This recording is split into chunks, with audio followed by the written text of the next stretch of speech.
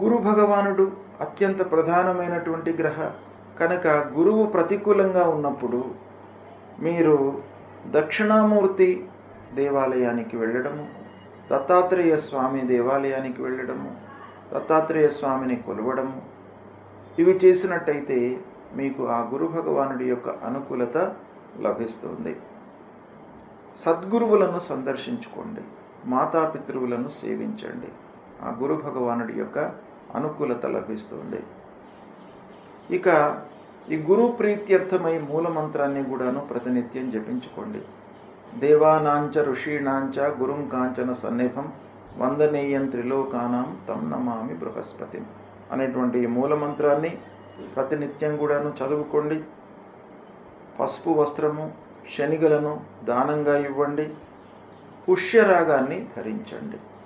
గురువుకు ఇవి చాలా ప్రీతికరమైనటువంటిది కాబట్టి వస్త్రము, ధాన్యము దానంగా ఇవ్వండి.